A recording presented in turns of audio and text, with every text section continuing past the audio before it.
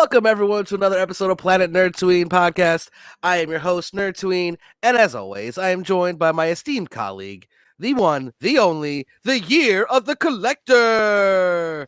Thank you, What is thank going you. on, my friend? How we doing today? We're good, man. I have a full house. I have the kids over for the summer, so it's great. We've been going to the movie theaters, checking comic books.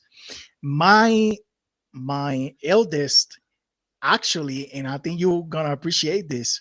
He said, "You know what, Dad? I have not seen any of the NC movies prior Endgame. Can we watch them?" So, since he got here, we've been watching the entire timeline of the NCU, starting with, um, I think it was Captain America, the first Avenger. So Okay. yeah, You did we, it canonically. like the timeline, because like if you go to Disney Plus, they have like different sections, like the Infinity Saga, the whatever saga, classics. Like they have all these different ways of like bundle up these different projects. But there's one that says MCU movie timeline and MCU entire timeline, and that includes everything that's been canonized so far, Okay. right? So That's awesome. I want to say we're finished with like phase one, I think, because phase one concluded with the first Avengers movie. Mhm. So that's where we are. We already saw Iron Man 1 and 2, Captain Dang. America, Captain Marvel, Thor, and there's like a few like 4 minute, 10 minute skits here and there, like Agent Carter. I thought that Right. was like a series, so I never watched it, but it's like a 15 minute. Um, Oh, it's a series, too. is it? Yeah. I think it went for like 3 seasons. Oh well, we only saw like maybe the first episode. Well, because I think all of it is set um, way before any events in the MCU. So it's kind of like there are connections that come into play in the MCU. So I think Yeah, they like wait to like show it in that format yeah, till that happens. that Uh, makes sense. but yeah, no, it was a series too for a while. Yeah, and I got rave reviews. I personally never watched it, but honestly I've only I didn't watch the Inhumans or anything else besides like Daredevil. Daredevil was like the first one that got. I was like, oh, okay, now this is what I'm talking about. Yeah, I've never Like, seen Inhumans or the New Mutants. I I did see New Mutants. Yeah, Now, what's funny about the New Mutants, I think it had if they would have just let it be one thing, it could have been great. Like they had little bits of real good horror. They had like campy, like full on superhero stuff, and like, but they had it like in this very like dark story that they kept throwing too many jokes. Like it was like they were trying to be a horror movie, but still market it to kids. Like, mm, and I'm like, you almost had it. Like you almost had it. Magic is the like the character Magic in the movie is so good. Like, if they ever like bring that character back, they have to bring her in. She is like I am not a huge Magic fan, so I haven't read abundance of Magic comics. But from what I have, I'm like, that's her. right. That's That is perfect talk about casting. wasting of a perfect casting. Holy Yeah, crap! Like, yeah, that was I was actually kind of surprised at that movie.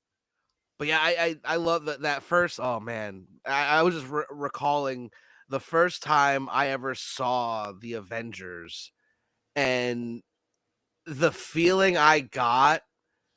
Like it wasn't even close and matched by Endgame or Spider-Man No Way Home. That was because with the 3 Spider-Man, was what really the new stuff that I was like, that is what Marvel is about. Like that right there, But man, that first Avengers movie, the way when they assembled for the first time, I like when Iron Man finally like backs up and's like, you know what? Okay, Cap, you run the show. Tell us like what to call do. it. Let's Yeah, go. And I was Cap, like, call it. And I immediately he goes into like, yep. you know, And then he threw in the nice little Lord of the Rings clench up like a loss. Like they even like this little sprinkle of pop culture with Tony there. Like it's just yeah, that is everything that the MCU was. Yeah, And I still like a lot of the MCU. I'm not bashing the MCU, by the way, to make that clear. But man, that the first run through of event like Iron Man, Iron Man 2, Thor, even I want to Hulk. I say love the Hulk. the first Avengers movie had so many like iconic moments that kind of like set the tone for what the Avengers was going to be in the FCU, right? Whether the movies were good or bad to you, right, or to whoever who's watching, there was like so much of that groundwork laid out in the first Avengers movie, right? Like Mm-hmm. everybody got a moment to shine, whether it was like showcasing the abilities of the character or or showcasing like how things were supposed to be portrayed depending on like who was on the scene. Like for example, Black Widow, I know that nowadays because we have seen the portrayal of other female characters, Black Widow is looked back in hindsight, kind of like, oh, you know, wishy washy, like they had over there for eye candy, or she didn't really have much to do. But I think that's kind of like minimizing her role and like Mm-hmm. what she did in the movie, right? Because when she pulls up on Bruce Banner, she's playing like this poker face all along, but the moment Bruce tries to like freak her out a little bit, like you can see it in Yep. Scarlett Johansson's acting, right, in her eyes, that she was petrified of the Hulk, right? Yep. And then that comes back into play when, and this is how like I was explaining it to my son, when Bruce starts to like transform into the Hulk in the helicarrier. That was shot and designed to be a horror scene, right? Yeah. And the only way for you to like take that in as a moment of dread was because of Black Widow, Yeah. right? Because she's just a human next to this monster. She never encountered him like in person. She never experiences it. She knows to be afraid, and you can tell like Yeah. the way like even by the time she's done, and then Nick Fury calls her back, and she's like shaking and trembling, and Yeah. then she goes back into action because Nick Fury like needs her. Like that tells you like how you know just terrified people were of the Hulk at the beginning, right? And And and, and and, mind and you, rightfully so, and rightfully so. and Natasha is basically like the if you talk about pure humans on the planet, like no super soldier serum, no nothing. She's arguably the best fighter on the planet. I mean, you can look because like I don't count in this conversation Iron Fist or Daredevil because they or Power or Iron Man or Iron Man, Anybody with Luke powers, Cage, basically. like those people. Like, oh, what about the ground level? Like Daredevil doesn't have any powers. I What mean, are you he talking about? does. I mean, his super echolocation, like he sees better than we do, and we have eyes. So I Yeah. don't know if that's not a superpower. I don't know what the hell is. Right. What about enhanced sentence? Doesn't sound enhanced to Right? you. Like I don't Literally, the word is in the description, people. enhanced, Right? super enhanced senses. I Like mean, you could argue maybe Clint maybe might be a little bit more of a better fighter because of his skills with while she has skills with bow and arrow and stuff like that too. yeah, Clint's on another level. they're both like high level, like top tier marksmen.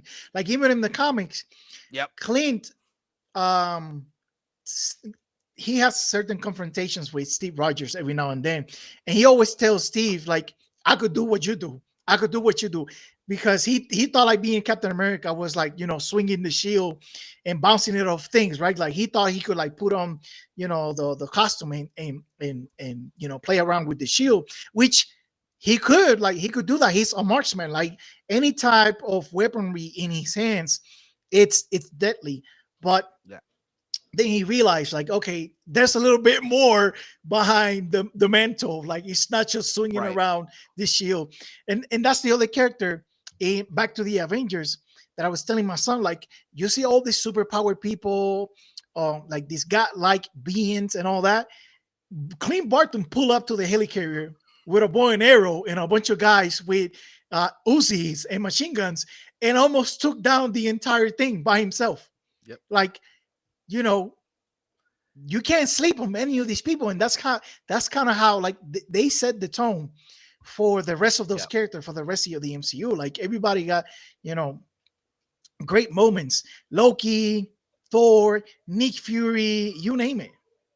Hell, they even gave Coulson some of the best like model like those like that like whole when he shoots Loki and he's like, oh, so that's what that does, bro. That was like one of the most I remember I quoted that for years. Like anytime I would try something, like, oh, so that's what that does, and I always everyone was just like, what? I'm like, you don't get it. Let me say this. Let me say this. Watching the MCU like chronologically up until that moment, it actually the death of Coulson actually hits more Yeah. because when you watch the movies in order, you see him like approach Iron Man, approach Natasha. Um, there's like some other um, like 4 minute skits that he has with like all or some of the other agents from Shield, where you can see that he was very capable. He was a good guy. He was very very good at his job.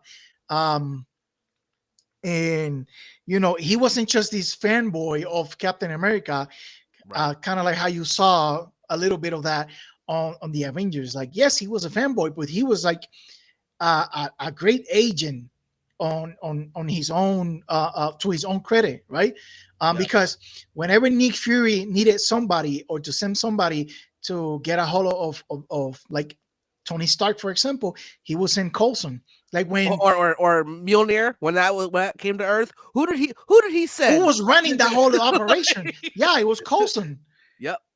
So seeing all of that in order and then seeing him like pass away or you know get killed by Loki, it kind of hit more because like I actually got to see like the sequences of like you know the bits and pieces that make up the arc of that character specifically. So you know I have seen many of these movies many times before. Some I only watched one time and moved on, but like seeing him back again and like seeing him with my child that you know he you know of course he has questions because he has context end game and on. Right. So sometimes he will see some of these things and be like, okay, but wasn't so and so this or wasn't so and so that? And I'm like, well, back here not so much or we haven't gotten there yet. And the other thing I got to appreciate from like watching like the first phase of the MCU was all of the montages of Iron like Tony Stark putting on the Iron Man suit, right? And this Yeah. is something that um I guess we didn't appreciate as much back then because now I kind of miss it. Every Yeah. time somebody's gonna don or put on a suit, it's nanotechnology, like CGI. It just blends over somebody's face or whatever, and Right. it's done, right? Or it comes from you know some gadget that they're already wearing, and the whole suit appears.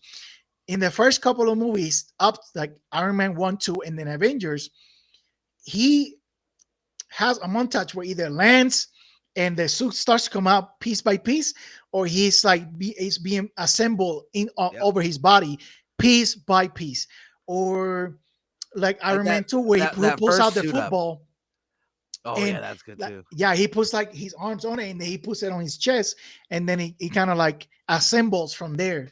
Like those days are gone. The Yeah. days of suits Well, hold assembling on. like that are gone. Maybe not. Maybe not. We still have a shot with Riri. We gotta wait to see how because even though Riri has worked with the Wakandans and had stuff like that, this suit that she's built, at least from the trailers and what I'm seeing, is her that she made herself again. Like she rebuilt another suit. So Okay, hers okay, so there's very hope. well might actually assemble like that, or at least in some fashion. Okay, Um, okay. Hey, I'm here for it. I'm here listen, for it. Ryan Coogler's making this show. That thing's gonna be fire, bro. I I don't can't think I wait. I, I don't think the like, and this is gonna sound very derogatory, but I don't think like the MCU bros are ready for Ironheart because I they're love gonna that the want to MCU hate it. bros. They're gonna want to hate it so bad because it's a female lead, and then Ryan Coogler's just gonna shut him up with an amazing story, and they're gonna be like, "Well, I don't like it. Yeah, Why? I don't know, but I just don't. I It's gonna mean, be yeah, great. the internet's gonna do what the internet does. That's fine. I just I'm looking forward to it. Right, I recently saw Wakanda Forever. I actually seen it twice this year, and I can't wait to see more of like Riri Williams. And the more trailers and teasers are coming out, the hood is gonna be in. I seen some like Which is gonna magical, be crazy. yeah. And the guy that's playing the hood, that guy's awesome. I Yo, love him. I love I, him. I I love that man from back in his Hamilton days. Okay, holla if you hear me. Oh, Holla if you hear me. I remember that is my dude. Like, all right, like that Transformers. I think whatever the last one where they had that little tease for the GI Joe. That movie was horrible, but I still I enjoy love. watching it I because Yeah. of him. Him and his interaction with uh that the race car that was his friend in the movie. I can't think of his Yeah. name all of a sudden. He The The one name of the voiced by actor Pete is Davidson. Anthony Ramos. I just looked That's it up. yes. Yeah, Oh, yeah, yeah, yeah. he So anything he's in, I'm in. Like he's my new like Johnny Depp. Like if Johnny Depp was in a movie, I'd watch it. You know what I mean? Like okay. if Aaron James Bertha, wow, freaking John Bernthal is John in a Berto. movie, I'm giving it a shot no matter what.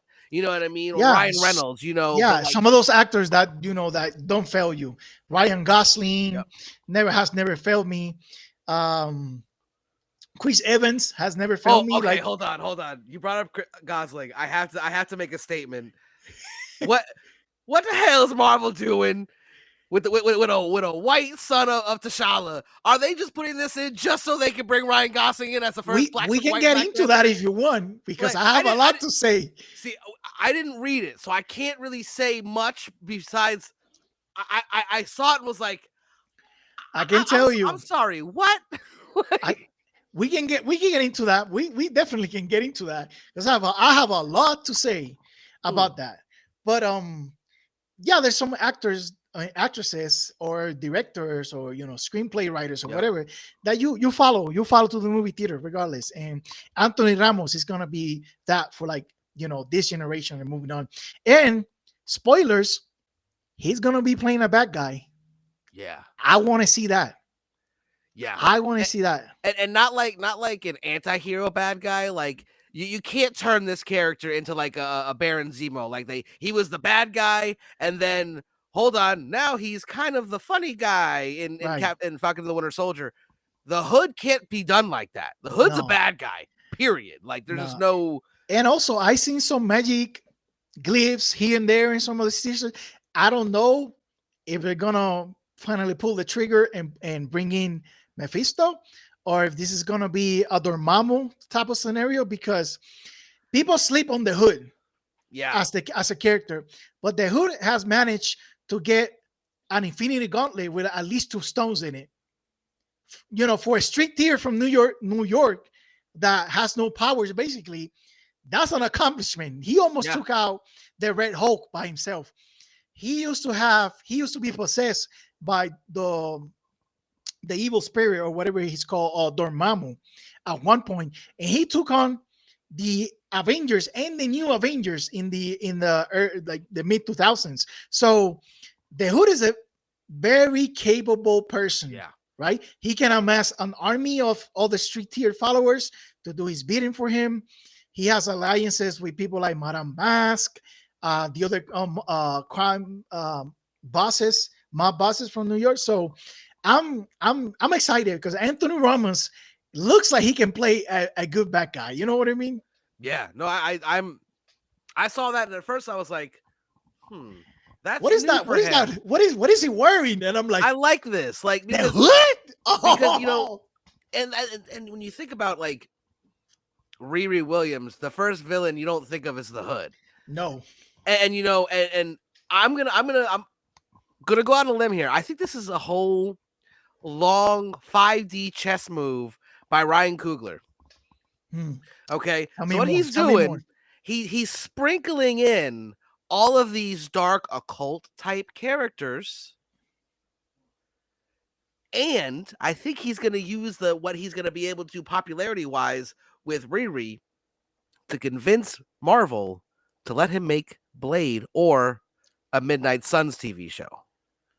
I've heard like for Because the not rumor for mill nothing, that this they offered man, Blade to Ryan Coogler, but he turned it down. Not because he doesn't want to do a Blade project, but because there has been so many changes and turmoils, and they can't get this thing off the ground. Not even to like finish a screenplay. Um, so I guess he was like, you know what, guys, whenever you have something concrete, you get back to me, and I'll see, look into it. I That's what I I would do if think I was him.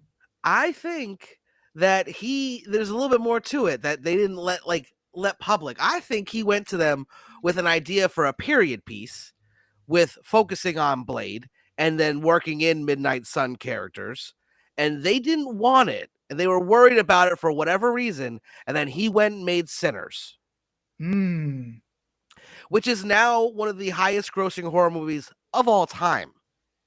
And it is I think it's, as of right now, the second highest grossing original film in the last 15 years. Wow.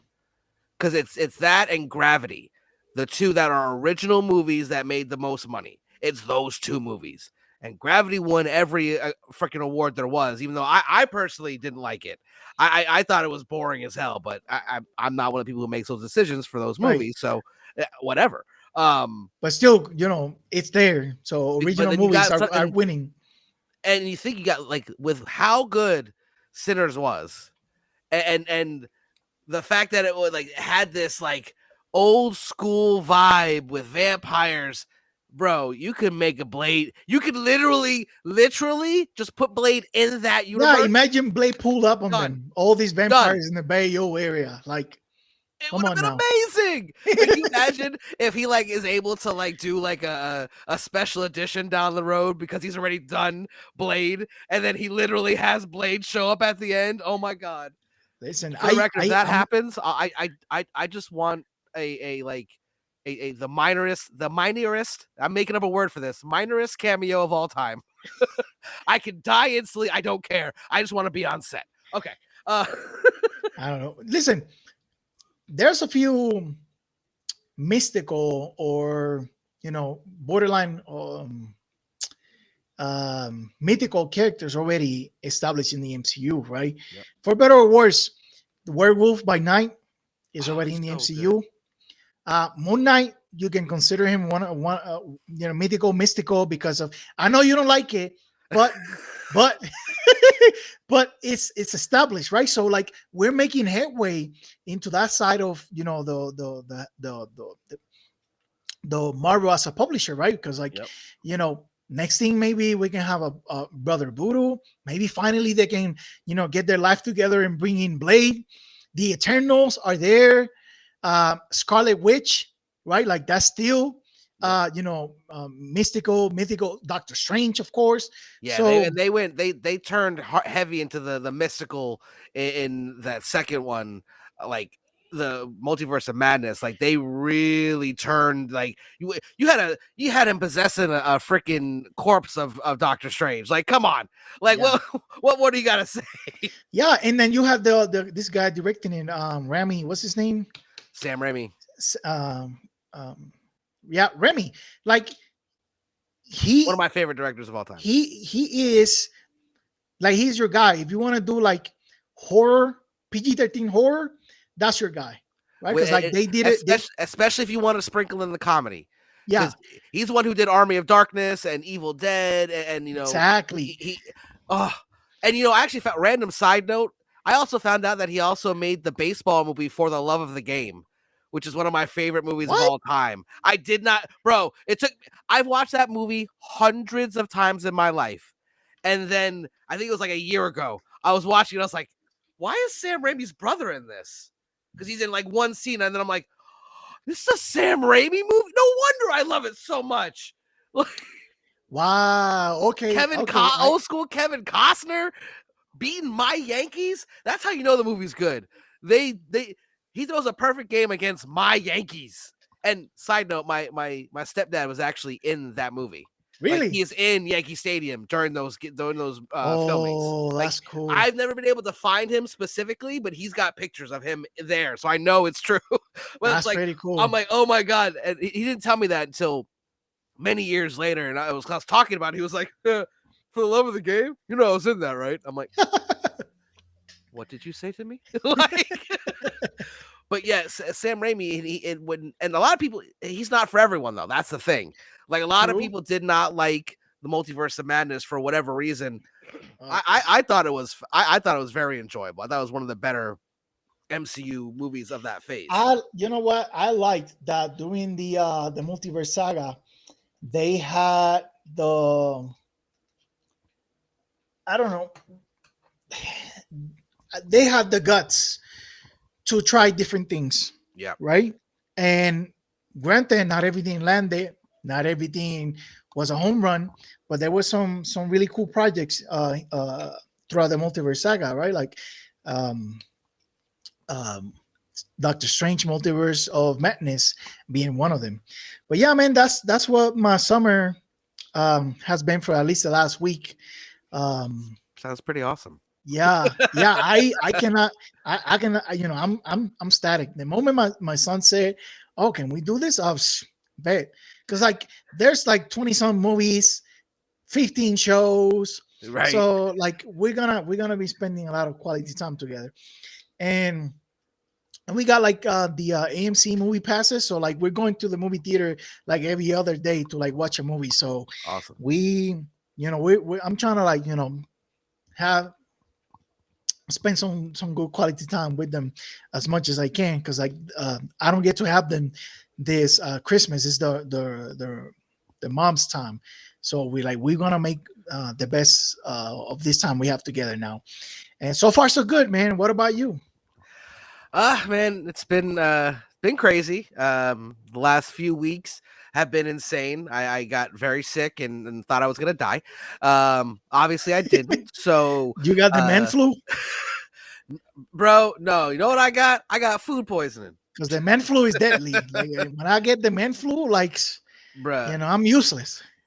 right? Not and we've had a lot of issues with, and it's like a broken record at this point, but with my final release of Here Walks Monsters, and I am very happy to say, as of today, 100% confirmed by documentation this time, Here Walks Monsters issue 1 and the cards, everything from the Kickstarter is officially in print. I will have them, according to the paperwork, by July 1st in hand. You need to add some like cheers and claps in this section. Man, and this actually ties in a little bit to what we're going to talk about here in a second about a new retailer coming into the comic book space. When it comes to creating a comic book, it's not cheap, first of all. And even if you're ordering, could do a whole bunch like a big company like Marvel or DC could do, there are costs that I don't think people realize. It's not just because you have to first you pay the creative team, and then you have to then pay a print shop to print them. And let me tell you what, you want to know why indie comics are usually more expensive than Marvel and DC? Is because my cost per book is about the cost of what you'll get in Marvel in the store. Like most of the covers I had to pay for were like $5 a pop for me to produce it. So that's why you'll see indie comics being $7, $8, $9, $10 for the same amount of pages, because unless you're ordering hundreds of thousands of copies, you're going to be paying. Yeah. I mean, it's minuscule. Like the more you do order, the cheaper they are. But like, and especially if you're going to get any type of like card stock or foil or anything special besides the flimsy regular covers, them things ain't cheap. No. Okay, like you, it's not like you just, if you see an indie comic that's a $10 indie comic, it's not like they're charging that so they can make $7. Yeah, it's so they can literally afford to make the next one. Yeah, I think Johnny Quick from TikTok explained it the best, right? He's like Yeah, he's an indie creator too. I know I don't exactly know. what you're talking about. Yep. Okay, perfect. I heard him say this and it resonated with me, right? Like he said, because somebody put a comment on one of his videos saying, "Oh, $10 for a comic, I can get two comics for that from DC or Marvel." He said, "Yeah, that is absolutely true. However, Yep. I'm not competing with DC or Marvel. I'm just putting my art out there. Hopefully, it gets to the hands of people that will enjoy it and get some entertainment and some value from it. Um, the price is what it is because it's literally what allows me to print the books. Like it's Shout like out to A, by the way. That's the book Ace Blade. Yeah, Ace Blade. Look it I up. know Ace Blade exactly by who you're yeah. talking about. So like oftentimes I don't know if he does this still because I'm talking this is stuff I'm drawing from memory from maybe 2 or 3 years ago, but he will like break down all the numbers for people to see, and he's the writer in artists.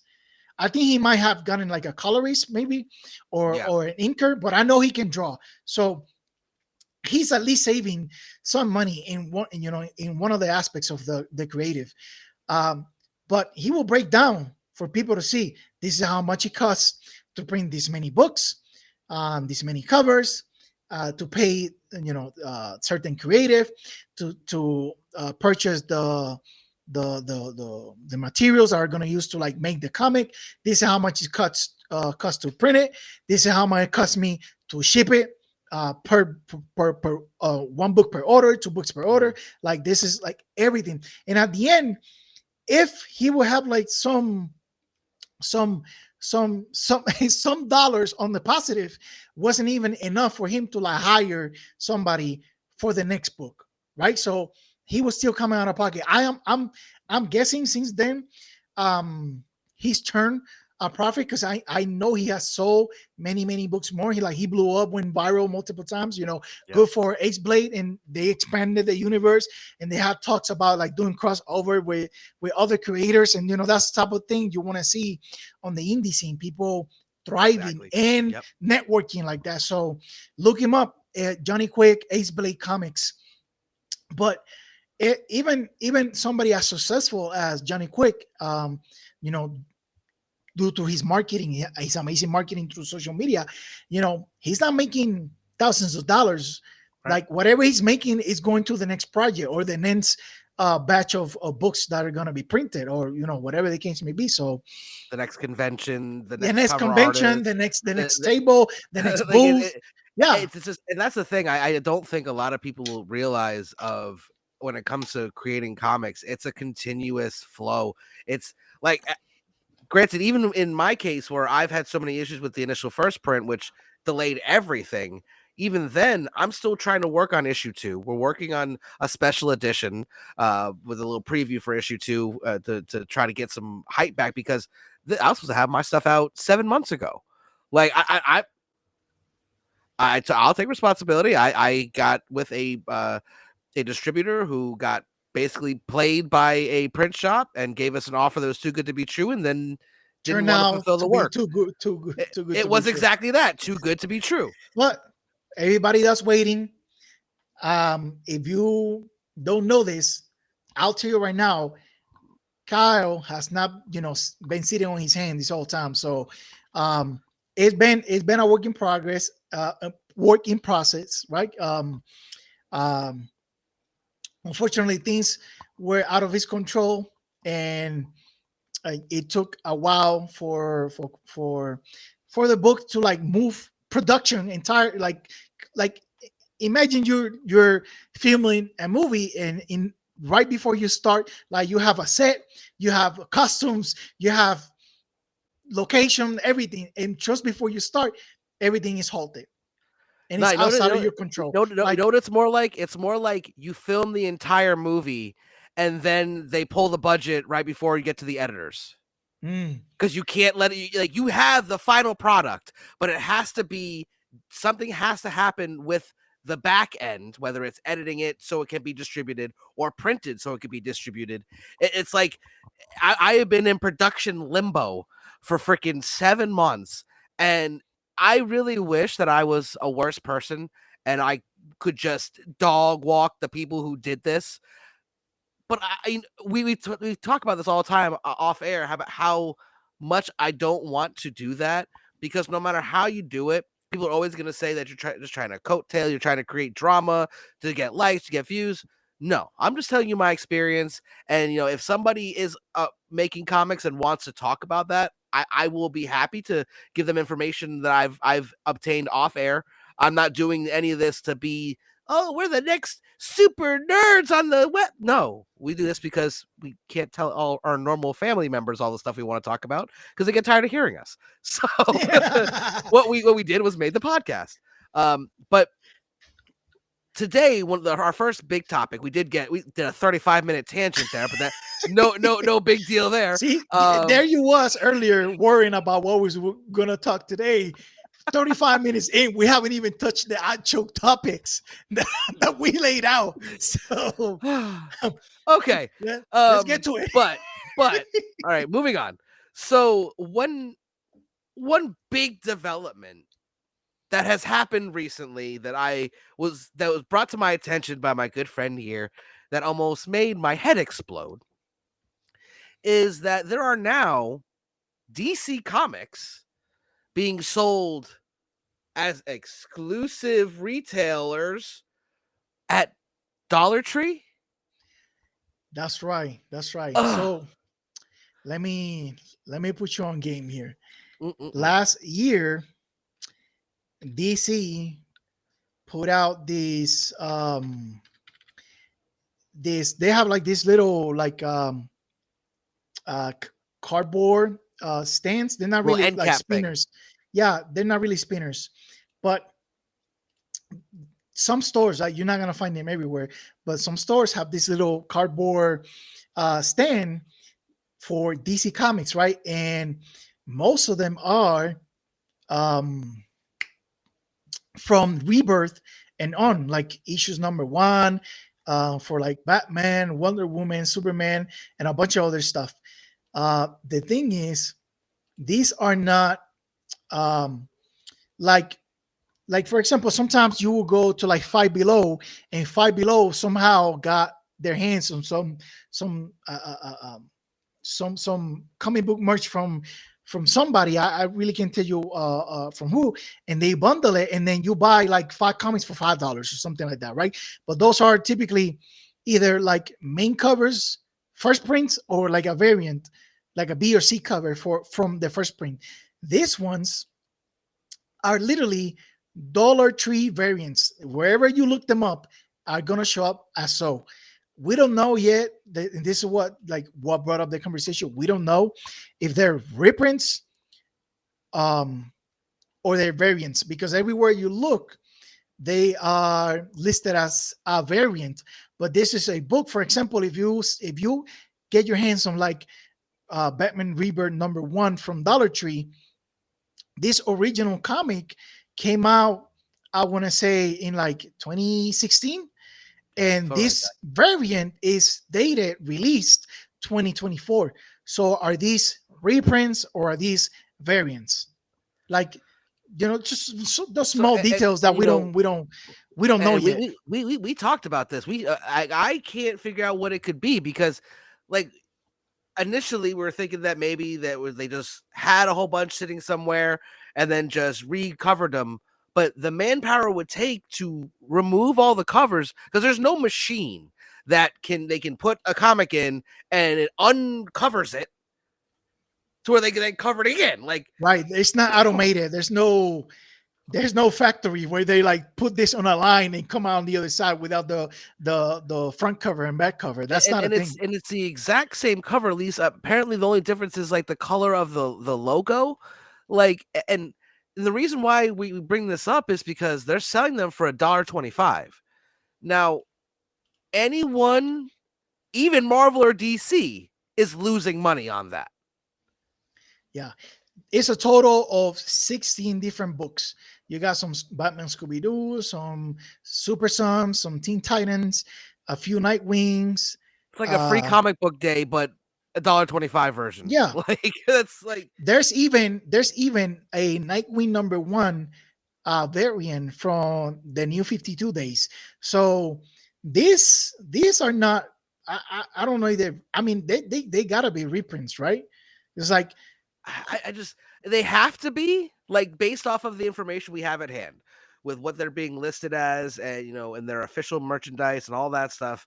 It has to be, but I don't see how they can afford to have the retail at $1.25. Like especially I would ask Diamond, anyone. like all I'd of these want books anyone to were ask all their of these books when, like, sorry to cut you off, but like go all ahead. these books, like the vast majority of them, when the original print came out, when they were first published, they were still on the Diamond because all of these books are prior Yep. 2020. Yep. So Diamond was sitting on these books for the longest, and then last year decided to move some inventory to make some money right before they declare bankruptcy. Because that's kind of like what we're trying to get at here. Like Diamond, was broke last year, and somehow they're selling books below retail price. Like some things are not adding up, and Yeah, it seems real we're fishy. wondering, like, where, like, it smells fishy. And when you look at these titles, and I'm gonna go ahead and put on a little different hat that I normally do, and do a little positive spin on this, as not as a person who's making his own comic and selling it, not as an exclusive retailer like I am, not as someone who sells comics as well on other platforms like Whatnot and things like that, as a fan of the medium. When you think about who's going to get these comics, now, is it? I had this terrible fear that a whole bunch of retailers are going to go in and buy them all and then resell them on other platforms as the real ones, which is what I'm afraid of. But let's take that off the table for a second. I don't know about you, Year, or anyone listening. Um, I wasn't always in the most richest family, so you go to stores like Dollar General because things are cheap there, and a lot of times, kids can get something there, like one thing, whether it's because it's $1.25 or $1.50 for most items. So the parents be like, "All right, you can get one thing," and that's usually candy, a cheap little game that they're gonna or a toy they're gonna play with for 3 seconds and forget about. Well, now they have an option to get a comic book, Yes, and they sir. want to read. That's amazing, and that like I hope and pray to the comic gods that that is what is happening with these, is that it's a design to get more people reading because it's just so cheap. Why not? And if that is the case, which obviously corporate America would never be the real case, but that way at least I feel that there is at least some positivity in this, because if a kid's about to get a candy bar and they see a Superman comic and go, "Let me put this candy down. I want this instead." That is the greatest thing that could happen, because that kid is now going to read, which is a big thing that a lot of kids don't do these days because they're, too busy on their phones in the front of their face. They don't want to read anything. You give these kids a chance to make a better decision for themselves instead of getting, say, candy or a video, a little action figure that's a knockoff that they'll play for like 3 seconds, into something that could change their life and make them have a whole new passion and read. They're reading.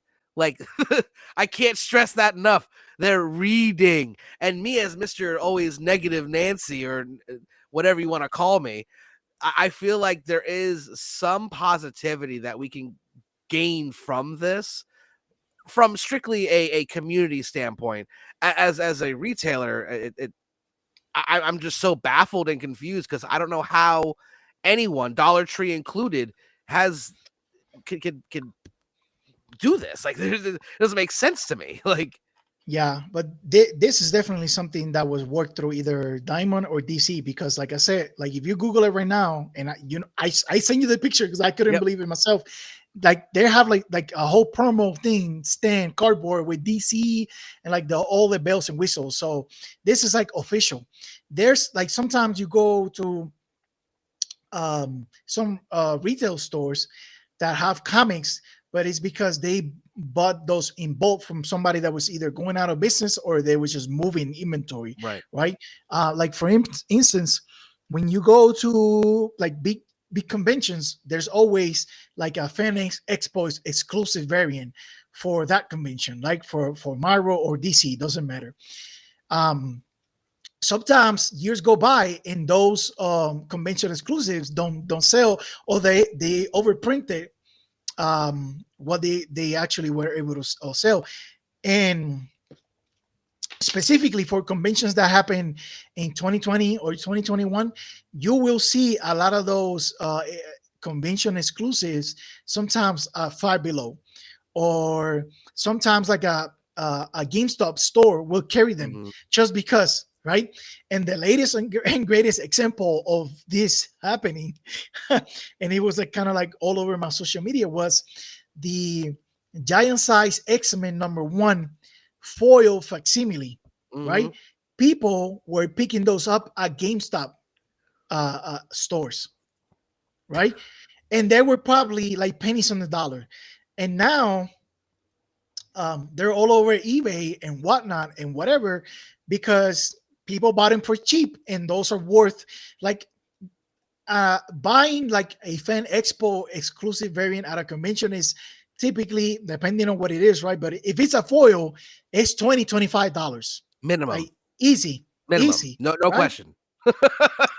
I found like those five books or packs, Five Below, one time, grabbed two of those to see what it was in there. There was two or three 2020 convention exclusive variants. Like cost me $1 or less each, right? That's Those insane. still go for $20 on eBay, Yep. right? So I saw a bunch of memes like scalpers upset that their buddies that buy trading cards, GameStop didn't tell them about GameStop having this this foil variants. So, and It's they go by insane. fast because it's like it's something that it's like one and done. Some store manager, some local branch manager, got a hold of, made a deal.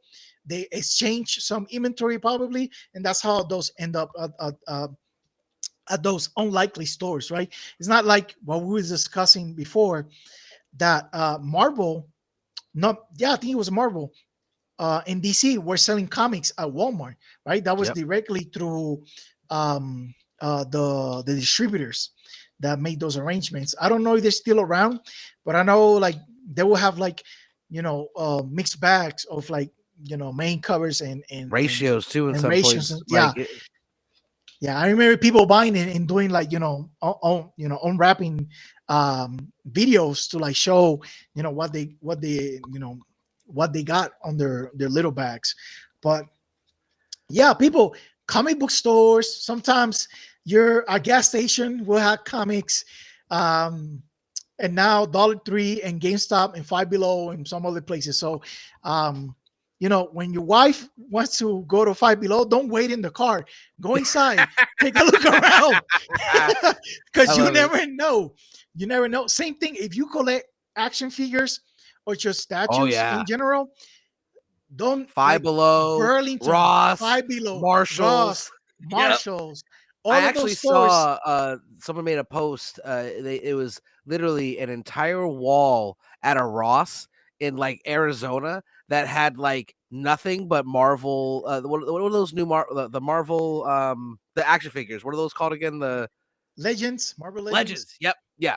It was literally like 50 different legends just in a Ross. It's like, what the hell? Those are $25 and Ross is probably selling it for $5. Yeah, Like, yeah, and you know what? That if nothing else, that shows that everyone's hurting because those are Marvel properties that they sold to somebody at a huge discount to make some of that money back because they weren't selling on the shelves. yeah, Everything is rough right now, and anytime you are looking at things like this, where we're talking about DC Comics being $1.25.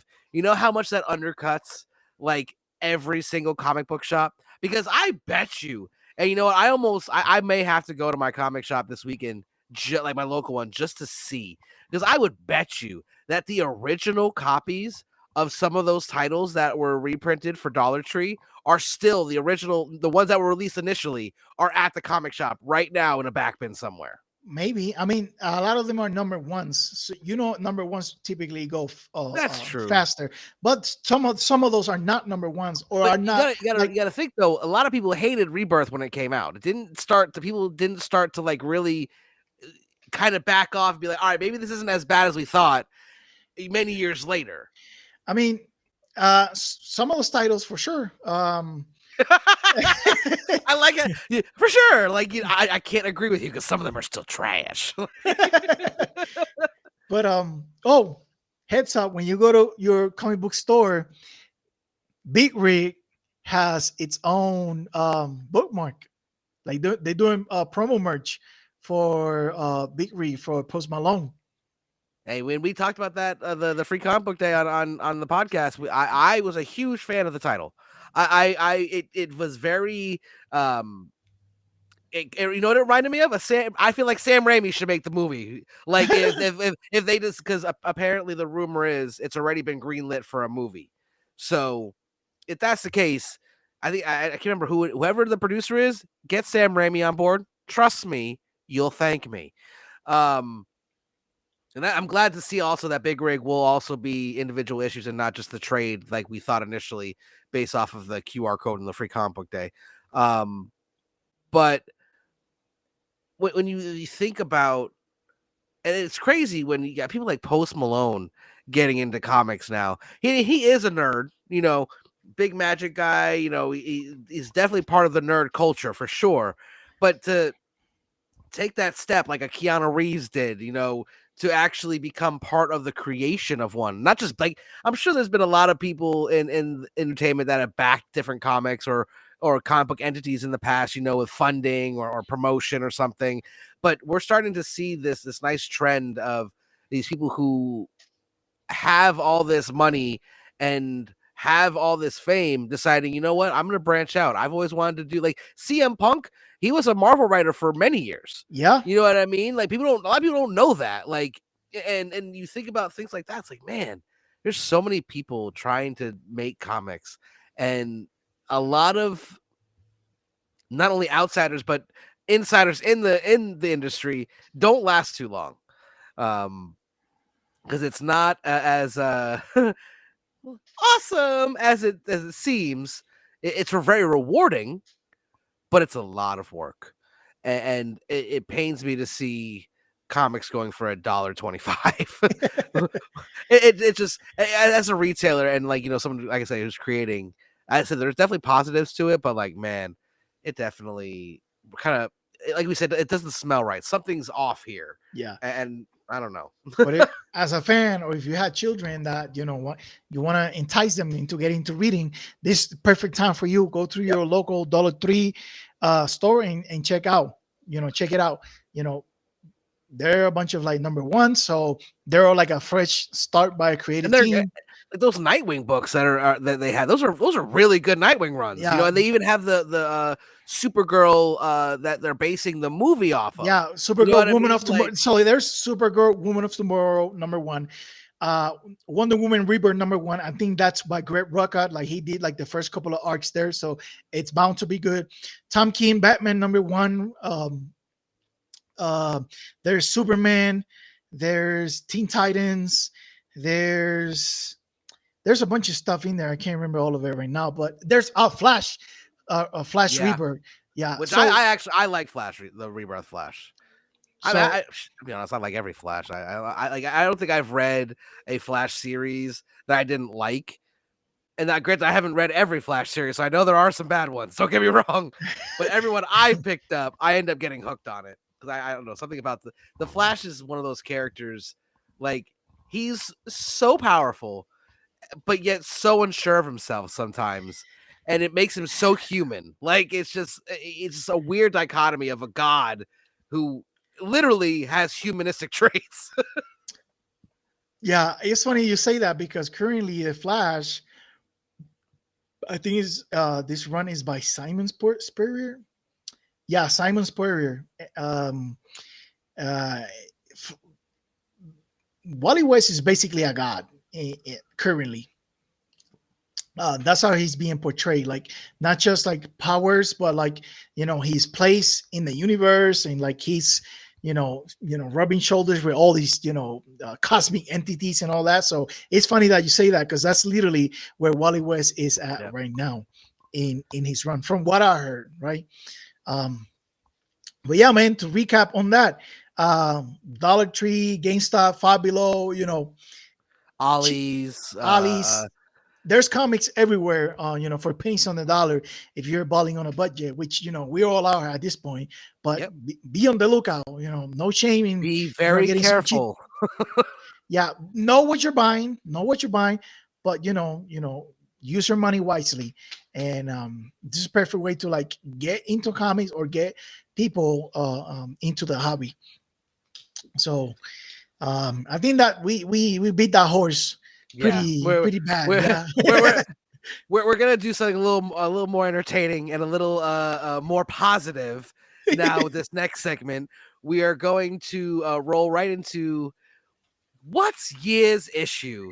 My name is Jancy, aka Year of the Collector, and welcome to another installment of What is Year's Issue. For this episode, we're gonna go over Power Man and Iron Fist number 4 from 2016 by writer David F. Walker, artist Flaviano Armentano, colorist John Roach, and letters by Clayton Collins.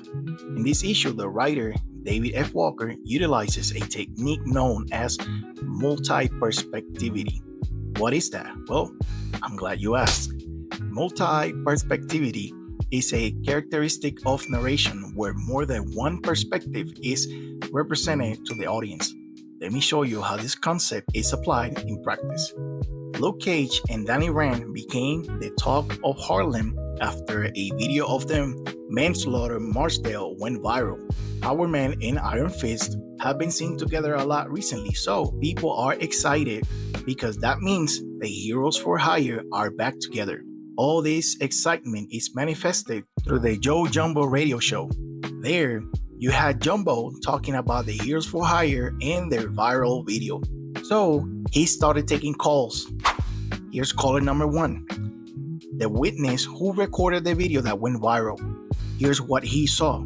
Power Man and Iron Fist were fighting manslaughter Marsdale next to a hot dog cart. Caller number 1 saw Marsdale pick up the cart. The owner of the hot dog cart was begging Marsdale, but he didn't care. He just threw it. The cart was intercepted by a kick from Iron Fist. There were hot dogs flying everywhere, just pure mayhem.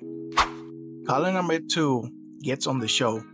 They don't have a personal account of the event. They only call to clarify that the man on the video identified as Power Man is not Power Man, but Luke Cage. Caller number 2 wanted people to know that Luke Cage does not use the moniker of Power Man at this present time, for there is someone else using that designation. This derailed the conversation of the show towards semantics. Now, Jumbo and caller number 2 were arguing whether Luke Cage is Power Man or not. Caller number 3 comes through the show, and it's none other than the perceived perpetrator himself, Manslaughter Marsdale. He's having a hard time at communicating because Iron Fist knocked out a bunch of his teeth. But here's what happened according to Marsdale. There he was, having a nice day, ordering a hot dog and being praised for being an incredible supervillain. When out of nowhere, Luke got the jump on him, literally. If we were to believe Marsdale, Luke descended upon him and started to beat his ass for no apparent reason. Jumbo is skeptical about this version of the story, and he called out Marsdale and his suspicious story. Here's caller number 4, the one and only, the owner of the hot dog cart. Here's what transpired according to him. Manslaughter Marsdale was pressing him for money. That's right. Caller number 4 is publicly accusing Marsdale of running a protection racket on the Joe Jumbo radio talk show. If that wasn't enough, Marsdale demanded free hot dogs as well. However, just before he was forced to fork over his hard-earned money, Power Man came flying down from the sky to stop Marsdale. Yes, that's Luke Cage, aka Power Man, flying. If you know anything about Luke Cage, you know he's not known for flying. Jumbo, the host of the radio show, questioned this too, but the hot dog guy swore this is what he saw. I know at this point you're wondering, but here, what's the issue? I'm getting to that, hold on. The issue is that Luke and Danny were also listening to the Joe Jumbo show. Danny was ecstatic for the free publicity. Luke did not share that sentiment though.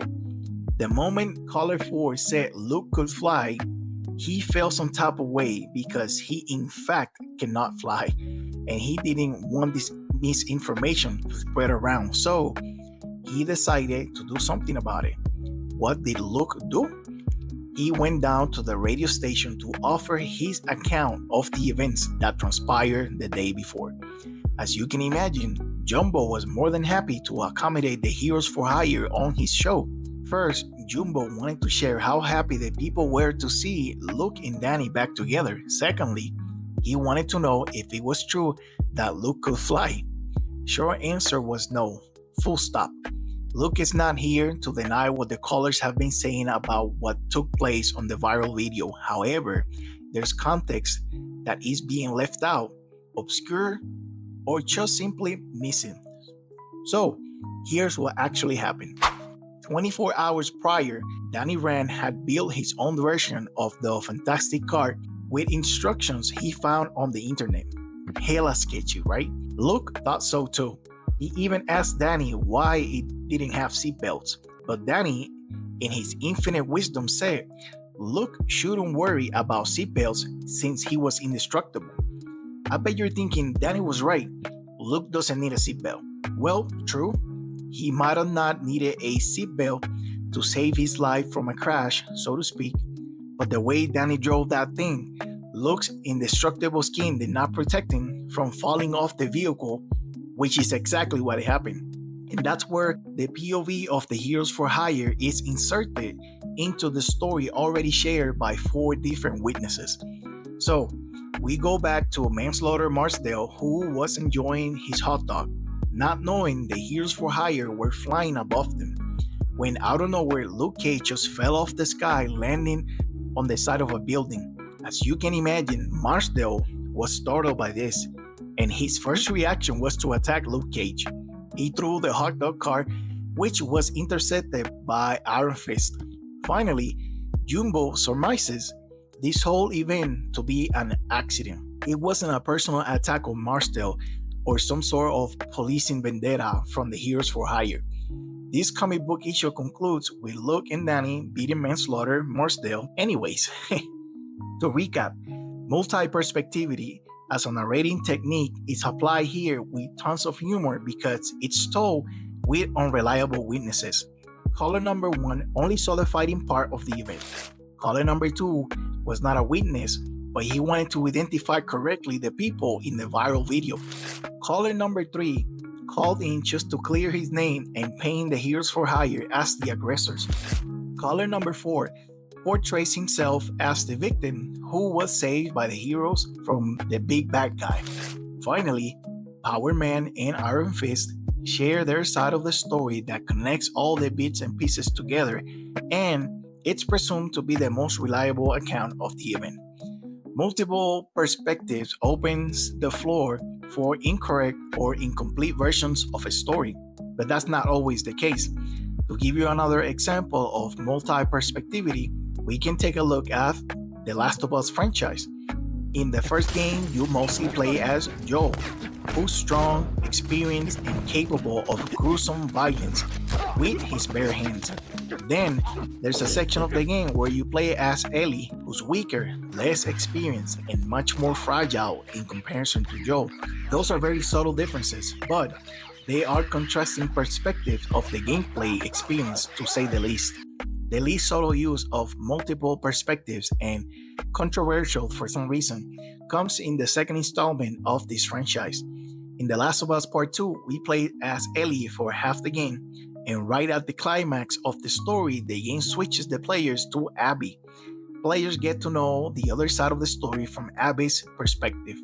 This alternate perspective is not to question who was truthful or right. Instead, it's to incite understanding or maybe even empathy. There's no humor, no lies, no incorrect accounts of the same event, just the experiences and what informs the characters' actions and motivations. I'm sure you can recall many other uses of this narration technique in all kinds of different media: movies, TV shows, plays, or other comic books.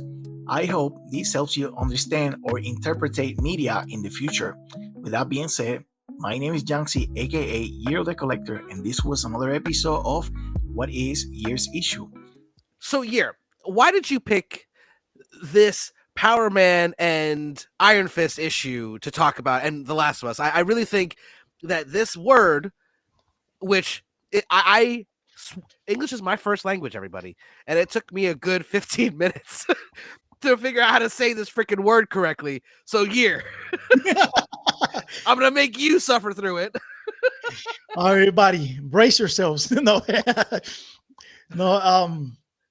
So first of all, this Power Man Iron Fist run by David Walker is, it's not just this issue that is funny. The entire series so far is just like that. And I haven't read the whole thing. I'm like on issue 8 out of 15. But so far, it's nothing. It's like, it's basically a sitcom, right? And I'm every time like I'm consuming um, uh, comic books, I'm always thinking about ways to, you know, uh, for what's year's issue. And when I saw, the plot of this issue in particular, how we were bringing in all these POVs to tell one story, I was like, okay, I recognize this writing technique because I seen it in shows or in movies or in other comics, but I never actually looked into it to like learn what it is, right? So did a quick Google search and I realized that there's actually a name for this writing technique of presenting different points of views to tell the same story from different angles, right? And it's called multi-perspectivity, right? Like just What is that? as the name says, it's multiple perspectives, right? But specifically, different people with a different angle or a different point of view telling the same. It's really interesting because like all these different voices, were they lying, all of them? Not necessarily, right? Right. Outside of like Marsdale, the bad guy, which he was trying to like make himself out to be like this amazing good Victim. guy, it also the victim, right? But everybody else, even though their story was not totally true, it was true to them because it's like their own, like what they saw through their own lens, right? It wasn't until Luke Cage and Danny Rand pull up to the radio station to tell everybody that what happened prior to that and what happened during. So I thought it was a cool thing to highlight, right? Because we see it all the time. Like there's like writing techniques, or the way stories are structured, like and I think that's a big distinction too, and especially with this issue, because it's not just a story being told in two separate ways, where there's like someone on a different side of the building seeing the exact same thing. What this is really doing is it's showing the different perspectives of these individual people. I mean, like you said, besides what was the bad guy's name again? Marsdale. Marsdale. Besides him, who did beef up and fabricate his story a little bit to seem like he wasn't in the wrong here.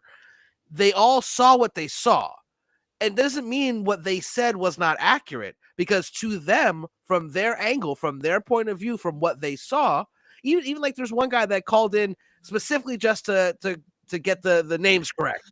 Like he wasn't there, he had nothing to do with it. It was like, hold on, no dog in the fight. No, that's not correct. He didn't witness he just wanted people to know the right names of everybody involved in the story, which is hilarious because like that guy is basically an allegory for the Yep. internet, because like you'll go into a comment section and the video could be about, you know, rescuing bunnies from the wild from wildfires, and at one point at comment 200 is going to be some some bigoted conversation going on, Well, the rabbit should have one side died against the because other.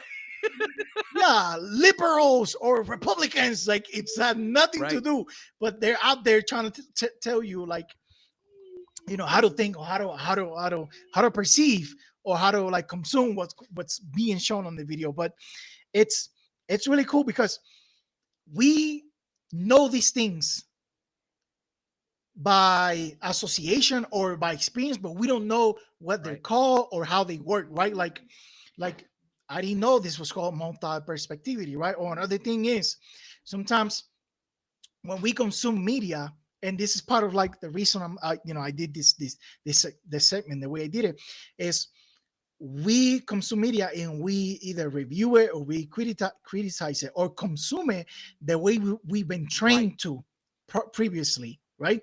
Like, for example, if you go watch a movie that is structured in 5 acts, you will feel like the pacing is all over Right. the place, or that is sped up or slowed down, or that the movie didn't like the wheels weren't turning at one point, right? But it's because you've been conditioned to consume movies in a 3 act format, Yep. right? Like act one, the introduction; act two, the build up, climax; and then act three, the resolution. Like that's how most things Yep. are made, right? In media. Then you go watch a movie, and the prime example of this is like Avengers Ultron. Avengers Ultron is not a 3 act movie; it's 5 acts. That's why the pacing feels like it'll build up to something, and then it dwindles, and then it builds up again, and then it dwindles, because it's structured in 5 acts, right? Um, but yeah, that's kind of those things. Like, we sometimes consume media the way we have been conditioned to consume it, and when we are presented with something else, we don't necessarily um take it well, or consume it the way it was designed to be Oh, consumed, exactly. right? And the other example on the video is The Last of Us, right? And I want I purposely threw that in there because it's a hot topic right now, which is our fresh off season Yep. 2, right? There's uh news out there that game 3 is in the works. Season 3 is coming out in, like, 2 years from now. So one of the issues that a lot of the players had was like switching characters, right?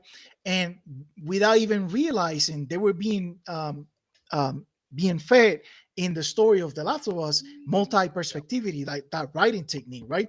And it not just changes the way the story is being told, but as a player, it changes how you actually interact with the game, right? Because like when you're playing as Joel is big, strong, experienced, right? He can just walk up to other men, other opponents, and just choke them out or whatever, or have a fist Right. fight with them. But Ellie couldn't do that, especially in the first game. Like, you have to be more stealthy, you have to be more resourceful, you have to like figure out ways around to to like beat the level that you were in. And without you as a player you realizing it, the this different perspective is changing how you interact with the game and how you consume the story of the game. So that's pretty interesting, right? And then of course, The Last of Us part 2, you get the story in the game from Ellie, and then you switch that to play as Right. Abby, and then kind of like it switches back between kind of like a a stronger character versus somebody that is a little bit more resourceful Yeah. and has other tools, right? Like Abby is Yeah. strong, In the game, tactical, trained, she's much beefier huge, than she buff. is Yeah, in the that's and talk about the show for a second. That's like the only thing that I what would complain about for season 2 was that I feel like they should have found someone who was a little bit beefier, because like it almost looks like how they have it now, it's just another version of Ellie. because they're both like Yeah, to skinny me, white girls, instead one was supposed to be a big buff white girl that could be punching people in the face. Like, yeah, I think what people are missing out in the show is that Abby's Abby goes from this skinny girl that gets her father murdered to like next time that picks up on the story, she's this buff, huge soldier basically, and there's a reason for that. It's not just for like the mechanics of the game or for like to differentiate the character or make her seem like a threat. But Abby's physicality is a manifestation of her right, trauma, right? Think about this. Since her father died, she has been doing nothing but training and like building herself up to be able to kill Joe, basically, right? And not just that, but she's like in an actual army. She's like she has a role there, and like as being in in the armed forces myself, I know like that's big part of like being in the military, like physical right. conditioning, physical training. But she went beyond everybody else. She looked bigger than everybody else because she has this trauma, unresolved trauma, that is like her driving force. It's like what, like spinning the wheels of her engine, Right. right? Like she's not big just because she's like a muscle head or she's like a fan of CrossFit. Like yeah, no, she's big because she wanted to find this guy and kill him. But She but I think prepared her whole life also I for don't that. think it was just to kill him. She wanted to beat him. You know what I mean? Well, So right. and that's when you look at it that way too, that's why she wanted to get bigger and stronger so that she could physically, with her own two hands, Yeah. beat him. Because anyone could, you could get shot in a post-apocalyptic world, no problem. That's a good marksman. But nah, she wanted to get Yeah. in gritty and really dish out the punch. It was Yeah, personal. She made she wanted to yeah. feel the bones breaking under her own hands. You know what I mean? You do that if Yeah, you're and strong. I think that's what and I think that's what we're missing in the show, right? Like yes, we have seen some of it and we will see more in the next season of Abby's trauma and how is driving her character and how it manifests emotionally and physically. But in the game, you get to a point that you understand that she is that big because her whole life mission was to get to Joel, right? Because spoilers here, when we see her again after having an encounter with Ellie, when there's no more Joel, there's no more Ellie. She When you see her again, she's not buff anymore. Like that trauma was either resolved or she let Right. go of what was like driving, like what her motivation to like be big was over. So there was no reason to like Right. continue to train like that. So when you see her again at the end, she's skinny again because her trauma is not manifesting in her Well, becoming yeah, because big, now becoming she's bulky. succeeded. Like she's succeeded in getting Well, not necessarily, but that the driving force of like the thing that was traumatizing her or was motivating her to like fight her trauma is no longer there. So there's no need to be big anymore. She started to focus on other things basically. I'm trying not to spoil over here, but it's so hard. because Yeah. I haven't played the games, so when I I watch know, when I I watch the know. show, it's brand new for me. Even though I knew like the big oh my god moments of this season, I knew were coming. You know what I mean? Like I just didn't expect. I think see for me when talking about the show, I think the biggest mistake they made was having the big surprise early on in the season. I understand why they did it. Like when you watch the full season, you're like, okay, I see why. Because they wanted to change a little bit from the game and they wanted to give you an emotional impact towards the end of sadness, not anger. Because when that first when the big spoiler happens, it's like, what the no, and then they later on show you the days that led up to that. So you get a little more perspective on why Ellie's motivation to now seek revenge. It's not just because they killed her dad. It's deeper than that. You know, Yeah. And this goes back to what I was saying, like being conditioned to consume media. When I remember clearly when the second game came out, the big, you had like some of the big criticisms of the game was that they killed Joe too early. Um, they flip the script. They make you flip characters in the middle of the game and all these things, right? It's like, okay, it feels um like the pacing of the game dwindles, or that you get this climactic scene at the very beginning and then you feel like it's downhill from there. No, The Last of Us 2 is a 5-act story, right? Introduction, that you have this thing that happens, Joel's dead, right? And then Ellie getting ready to like go out. Then they go out. Then they meet Abby in Seattle. And then you go back to Abby's story. Then Abby goes all the way up to meeting Ellie, and then the resolution, which is like the thing I'm really trying to spoil.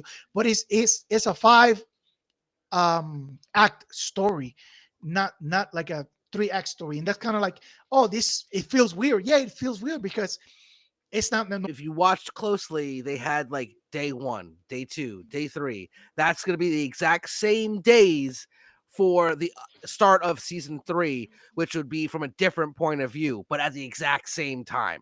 So like, and Yeah, I feel like once that gets put into play, people are going to come back and be like, okay, maybe I was wrong about season 2. Because I personally thought season 2 was better in terms of storytelling and in terms of like actual quality, like TV. While season 1 was fast paced, it was action, crazy. Like it was all these different things that made it so entertaining. But just because it's more entertaining does not mean it's better quality. I think they did a much better job yeah. in season 2 telling a better story of multiple characters at the I, same time. I think the cinematography of season 2 is a little bit more Yeah. rich because you have all these different landscapes, right? Like the I can't remember what the little town is called where they lived in the mountains. It's not Jacksonville, So, Jonestown, oh not man. Jonestown. Jesus. Right. Yeah. Anyway, you know what I mean. Like the little town they lived in the mountains, right? It's all snow. It's mountains, right? It's rustic. Then they go on the trip all the way to Seattle, and then they go through the forest. There's there's rivers, there's mountains in the backdrop. Then they get to Seattle, and then you have the city that's been eaten by nature, and you have all these buildings, and they go inside the stores, and then they go out in the woods, and they see the Ooh. seraphites. Like it's like you have all these different scenery in season 2 compared to like season 1. That it's a little bit more richer in their cinematography, right? And I get it. Like the CDC, you don't have to like. We get it, but still, those shots of the city being attacked, of then going into the buildings, the buildings that they go throughout the day and then at night, and you have more zombies, more infected, should I say, in season 2, which I guess was one of the complaints from season 1, that there's no infected. Blah, blah, blah. Newsflash: this was never supposed to be a story about the infected. It's about the last of humanity that they're still holding Wait on on. to. What Spoiler: I don't what's want the to. title again? Last of Us, not Last of the Infected. Like, come on, guys. let's get it right here. Yeah. So yeah. I do have some nitpicks with season 2 because of the characterization of like Ellie, for example. Like a lot of like the qualities that Ellie has in the game were given to what's her name, Dina. And then there were some things that were taken out of some characters, but we got all the stuff in return. For like example, um what's his name? Joel's brother. I'm shooting a Oh blank wow, right now. Tommy. Um, Tommy. So in the game, Tommy is more confrontational. He is more willing to go out there and like fight the wolves, fight the seraphites. Like he's out there getting busy, right? We don't necessarily see that in the show. However, In the show, he is a leader of the community, right? He is, directing people. Like he's in charge of like the plans when they get attacked. Like you see him fighting for the people of his community, right? And in the game, you don't see Right. that. Like he doesn't have a child. He's not part of the the council.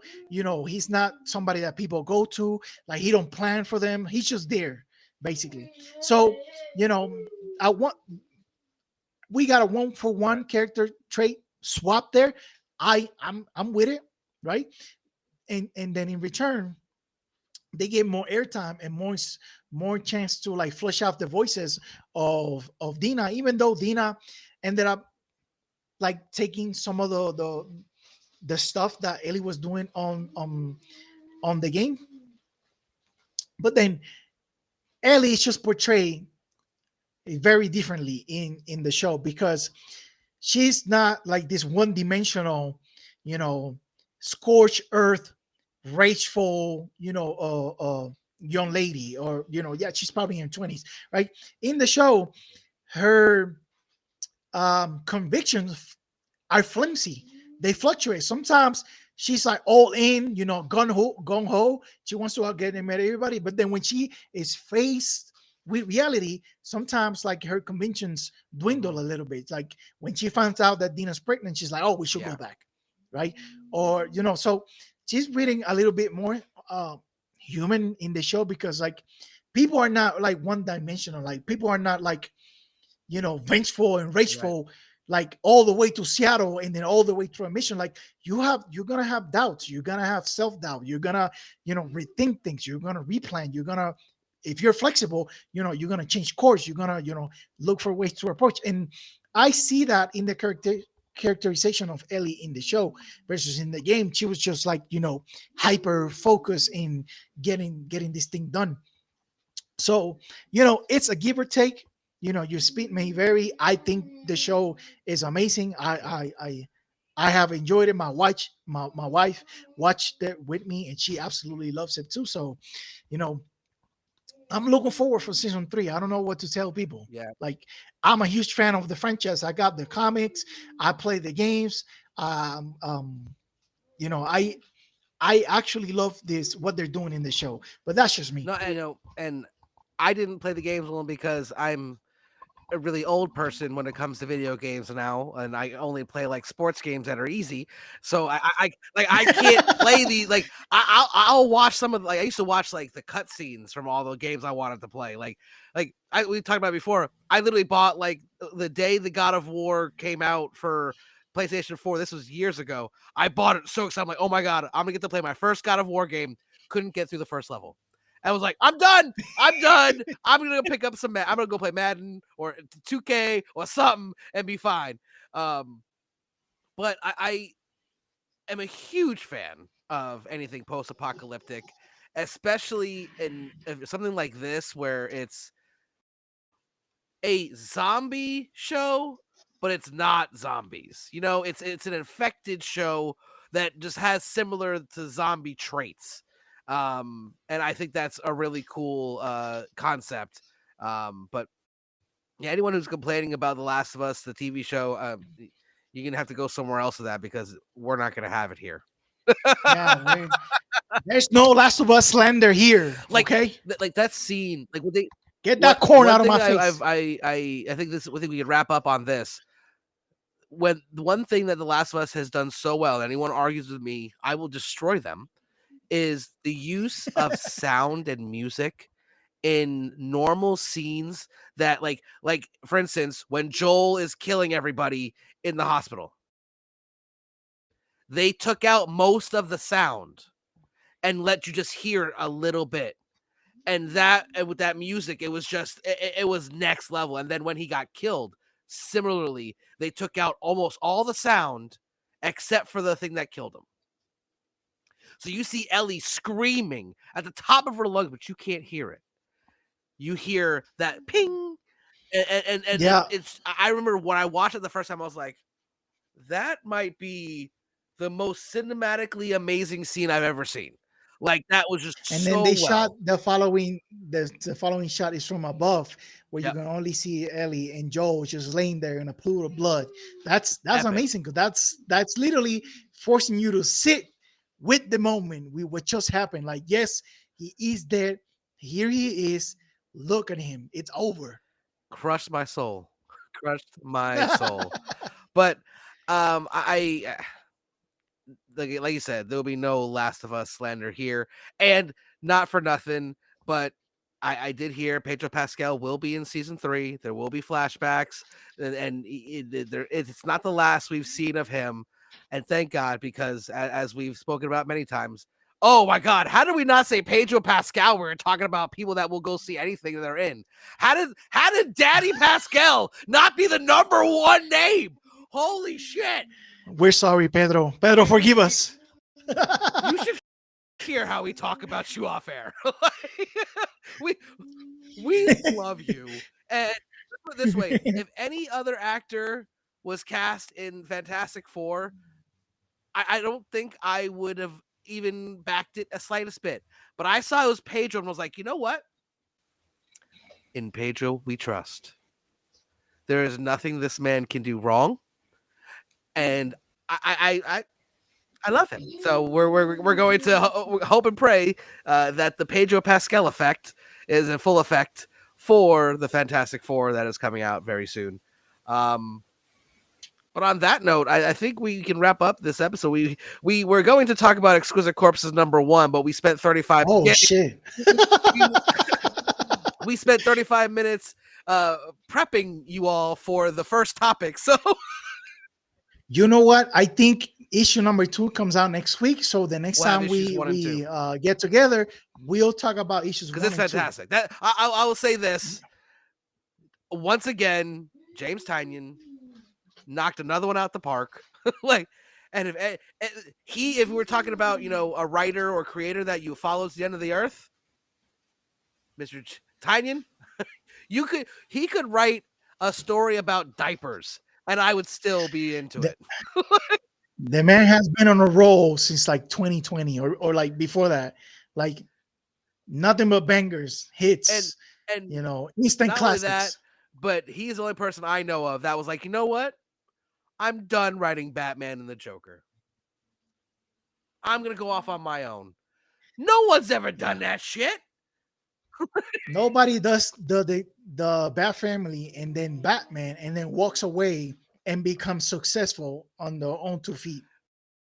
Unless your name is James Tynion IV. But on that note, thank you everyone for stopping by for another episode of Planet Nerdtooine podcast. I am Nerdtooine. That's Year. And until next time, stay nerdy, my friends.